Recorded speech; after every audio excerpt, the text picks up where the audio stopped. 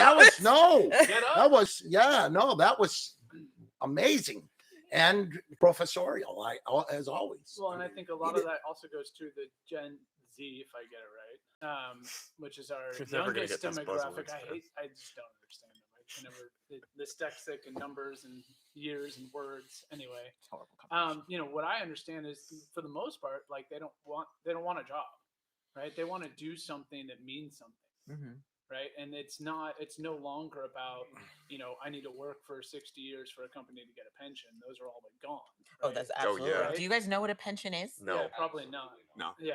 I don't know what that is. It sounds very close to detention. Right. Which I'm familiar with. Something to avoid. Anyway, pensions were amazing once upon a time. Right. But the idea is now it's like they want to pursue something that makes a difference. Something that they're passionate about. I think we're able to see that. Like, there's never before been the ability to do that in such a diverse way. Right. I mean, with that's also true. Having a business be online, whether it be something like video production or a Twitch streamer who's playing Ark, or an Etsy seller, what have you. There are so many opportunities for people to turn their hobby into a career. Yeah, it's true. Yeah. So we're great. We're getting there. Right. We're getting towards that technology is very helpful in all that, hasn't it been? Yeah, absolutely. Right? Especially when it works. Yeah, right.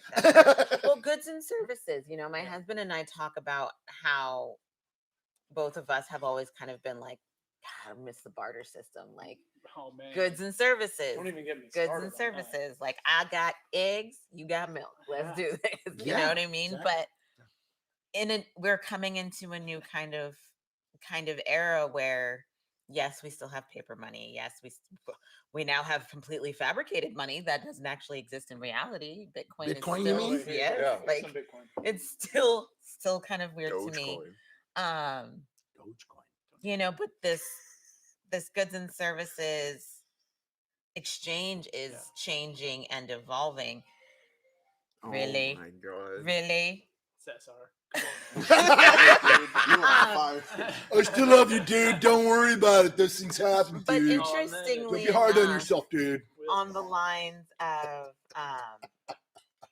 entrepreneurship and kind of pursuing what you want to do, we've also had an evolution as far as child rearing and what we believe children are capable of and what they're capable of understanding. I just read an article and watched an interview with a pair of siblings. One is 9, the other one is 11, and they're both stock traders. And they teach a class to adults and children on trading stocks. No. Sign me up. Yes, they are. Well, how old are they? 9? 9 and 11, I think, or maybe 9 and 10. It depends on how a parent focuses. Right. The child, even the neurodiverse children and the neuroplasticity of children, they can learn 5 languages. That is the most accurate statement. The neuroplasticity of children. Yeah, and we have underestimated. I'm around kids. I'm around kids that say the most profoundly wise things, almost as if they were incarnated or reincarnated from some wise star child. What cracks me up, Mike, is that you do tend to talk to these philosopher kids, because you tell me a lot of stories about that, and I just keep thinking back to myself as a child and how different that would have been. Nobody drew it out of you, though. Grimshaw, I love you. You're such a wise soul. But nobody sat and said, when you were 5, because I did it with him.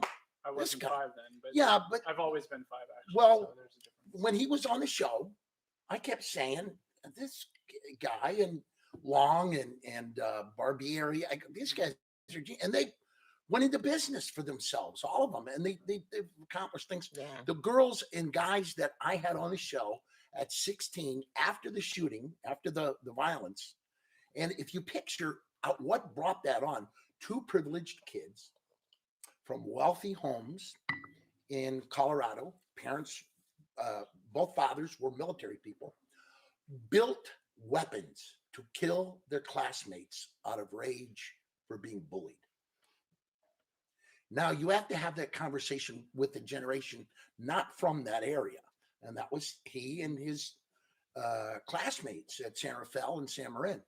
I was overwhelmed with how wisdom had moved forward from the arc of that violence. Because as I tell kids all the time, violence doesn't have a zip code. It can happen anywhere. Yeah. But this privilege, you think, okay, picture this, a kid who is privileged and wealthy and from a wealthy family, and he's white, starts to get tormented, teased, ridiculed, shunned, shamed, and humiliated. And he begins to plan a way to cry with bullets instead of tears, and gets to a point where he exterminates his best friend, and his best friend exterminates him. This is nihilism at its worst. Why this conversation needs to happen for kids, I'm thinking about this all the time because I love you guys and I want you to inherit the Marin County I raised my beautiful kids in. And when I see my son being a doctor, taking care of dying people in New York and New Orleans, and as an ER doctor, and my other son who's a writer professor, does what you guys do, teaching kids and having interns and people, and then my daughter is a therapist, I think I raised such a creative, diverse family. And that's what we need to make sure does, as you said, what your mom brought you up to become. And you are everything she could have ever dreamed of in the Sarah wisdom you have. You are the embodiment of what the dream is. And my kids are for me, what I wanted. Yeah. And so this conversation is important. And if you sat with these little kids, you would be so filled with hope, you would never be depressed. You'd say, the world is moving in a good direction. Exactly. And to go back to saying that you think that it would be really different, do you feel like as a very young child, anybody sat down and took you seriously? No. Oh, absolutely not. No. And that's the difference. The antsy kid, you know, can't sit still in class. Yeah. We now live in a generation where people recognize that children are people and deserve to be listened to, and that makes all the difference in the world. I grew up in a silent household. Yeah. I wasn't listened to. Nobody cared what I had to say. But you listen to your kids. Oh my gosh. I have the best conversations with my kids. They're brilliant. They're so smart and funny and witty and clever, and they're incredible. And I still struggle to not put limits on what their capacity is. That's part of what being a parent is looking at your child and making sure that you aren't putting a ceiling on what they're capable of. Wow.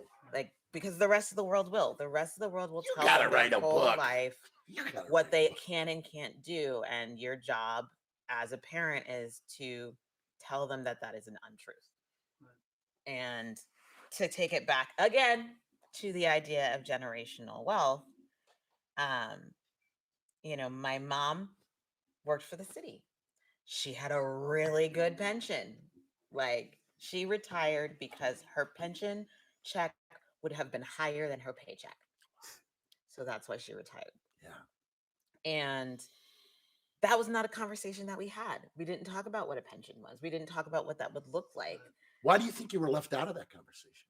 Because that wasn't a conversation for children. You didn't talk about money with children in my family. And that's another aspect of that lack of education with regard to generational wealth. I mean, as an adult, I was informed about things that happened fiscally with my family, and at the level of information I've received now, it is appalling how poorly managed funds had been by my parents. My dad owned an apartment building in Oakland that he came into because of an accident that he had. And rather than seeing it as an investment, it was just something to buy. And when it became a burden, it was sold. That would have been the start of generational wealth for my family. And those moments are just missed moments. And that's what we want to prevent. That's what we want to see moving forward, is why enrichment classes now include finance and financial education for third graders and up at my school. I think that when I meet military families, and this is why these conversations, military families are amazing people. One of the young kids I work with, he said, Mr. Pritchard, I was born in the ghetto, and when I joined the Marine Corps, everybody started equal. Everybody started equal. So I could achieve. They couldn't hold me back because it was a fair and even playing field. Mhm. And he said, I enlisted so I could become enlightened about why it is important to provide justice early to competition. Amazing statement. Because if you're I judged, don't think I've ever heard that about No. military before in my life. Never well, of ever. course, but But it makes a lot of sense when you say it. well, when you see them, okay, you picture, everybody pictures this military guy goes off to war. One of my guys, Brian Iglesias, is a captain. He says, Big Mike, we went on a humane mission to the Philippines where a mudslide had buried a whole school. And my young Marines were 17, 18, and 19. I think he was a lieutenant, first lieutenant or captain. And he said, we had to recover bodies from the mudslide. And my young men had not been prepared emotionally for what the devastation was going to be on them spiritually, emotionally. How could they? And you come out of that. And he said, when we formed up after we had done all our relief work and we had helped the village and helped them emotionally, spiritually, and other ways, that was my proud moment of being a Marine Corps captain and marching out with my guys in a good fashion, thinking, okay, we don't just go to war. We help people who are suffering. And that's the thing that is lost on many folks who want to condemn the good that is done out there in the world globally by all of us. And as a former medic, I took care of tons and tons of wounded people.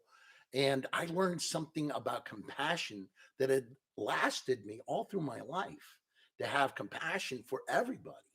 And the one weird kind of ironic thing is I think I've been taught the compassion for the wealthy and the privileged who are distanced from their emotion, not to judge them as much, to try and find a way to intervene and confront and enlighten them. I'm still working on that. Not there yet. Still working on that.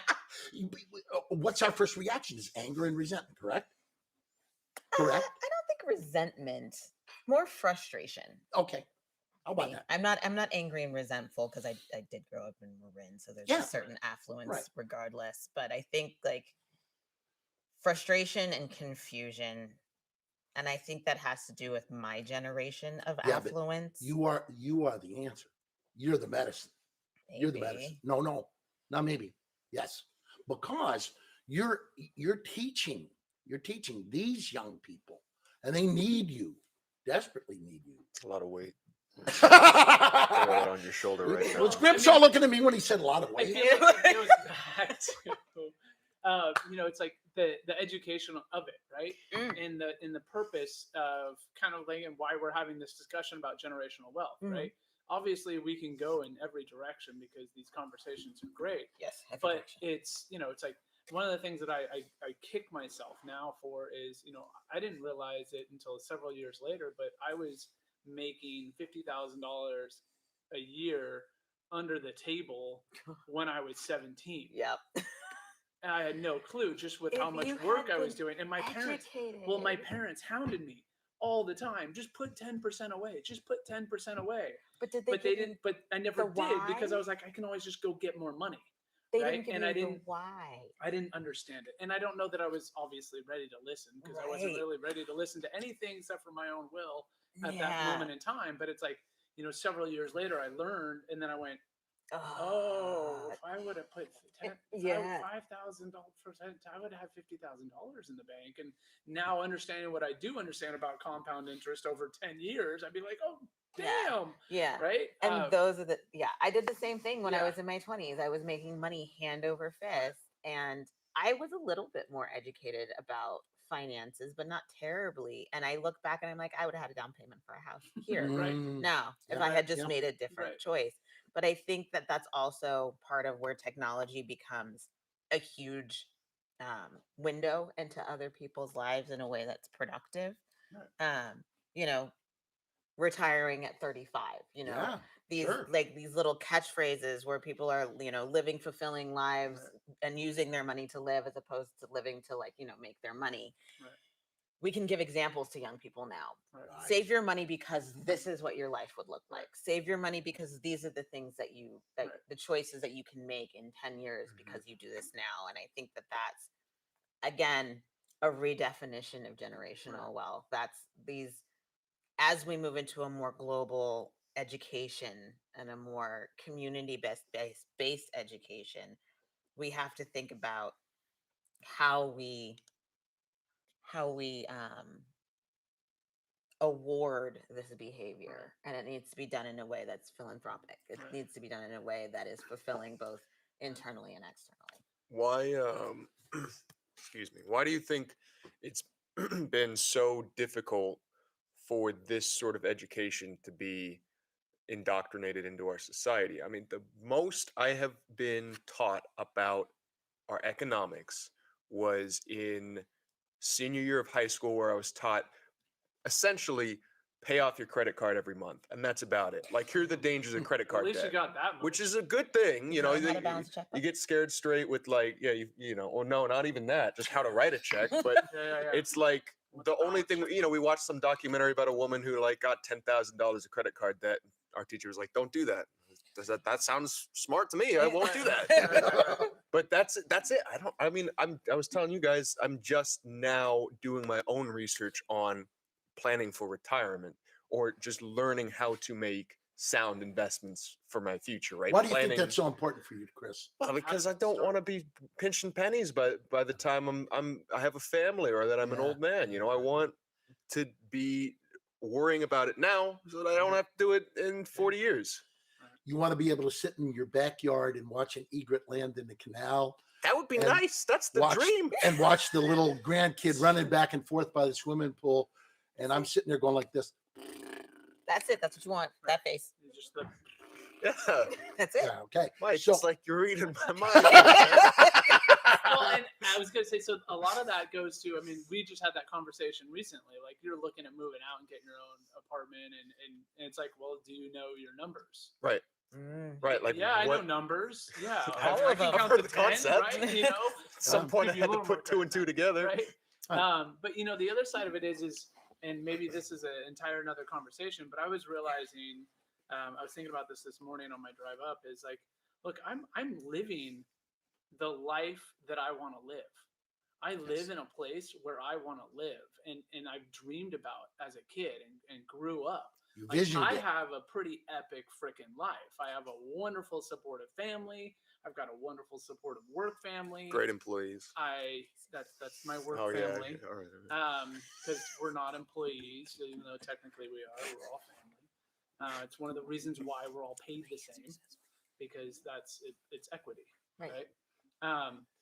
But I don't have the billions of dollars or millions of dollars or hundreds of thousands of dollars in the bank to be financially free and retire by the time I'm 30, because now I'm 40. So I missed that mark, which was one of my goals. Mm-hmm. But there's one about, like, I get the idea of saving money to have the life you want to live. Mm-hmm. But about, for what it is for me, is like, I want people to live the life they want to live and be able to save the money so that later on in life they can continue living the life they want to live. Ooh. Right? That's a big purpose of what Desire to Inspire Studios is about. I feel that. And why that name came about. It's not just about money. It's about passion. It's about the life that you want to live. That's true.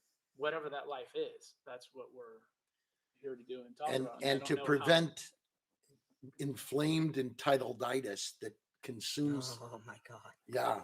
Consumes sometimes privileged Affluenza. communities. Oh yeah. Inflamed entitleitis, And if you treat other people's heart as toilet paper because you think you're more important than they, you jump lines or you do things like that. About the same way Think with a generous heart for yourself, what that feels like to you. And privilege, I think the biggest thing, personal assistance in show business, I've never seen so much suffering in personal assistance in show business and music the suffering that they go through from watching a person treat them so shabbily, so inhumanely, out of self-importance, that it's really important for us to teach this, that you can overcome all of that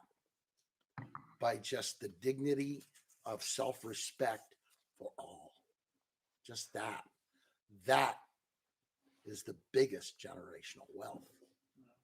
Treating people well. Dr. King said it, Gandhi said it,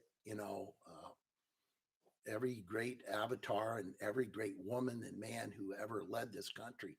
Eleanor Roosevelt was so brilliant. She would say, nobody can make you feel inferior unless you give them your permission. So the wisdom comes from how you treat people. Treat them well and treat yourself well too, right? Yep. Most definitely. Well, I think we are just about out of time. That's a perfect note to end it on. We have one more thing to end hate it it on. when that happens. Speaking of generous Yes, sir. hearts and generous pocketbooks, Mike, we have to do an ask because we're not good at that, but we're getting better. Yes. And we are ultimately, to summarize it, looking for sponsors and donations to help this program keep going for our Donuts for Breakfast and We Are the Right. Remedy. Do you want to give us only about 30 seconds Sure. of something? Folks, you've just listened to this conversation that we've had. I think this conversation is really an urgent and important conversation to have with our kids and our grandkids as they grow. One of the best things we can do is fund these kind of things philanthropically and with charitable donations and with anchored, grounded donations. If you can help us out, we'll still keep having these conversations intergenerationally. This is an important conversation to have. When you see this, set your kids down and say, let's watch this together.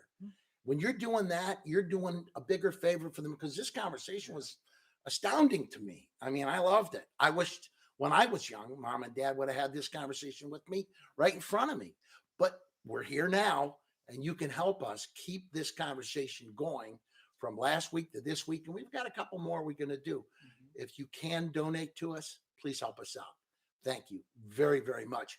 We'll keep teaching what we think everyone needs to hear from us intergenerationally. And we appreciate you very much and respect you very much. Thanks. Thanks, Mike. Thank you, Mike. And thank you, everyone, for watching and being a part of our show and being people helping people. I've been enjoying saying this. Remember, go out there, smile, share a smile with someone, share a compliment someone, make someone's day. And thank you for being people helping people. And thank you, Mike Raw and Grimshaw. Ooh, that's a poem in itself right there. For being on our show today. And have a wonderful day. I want to do a selfie real quick.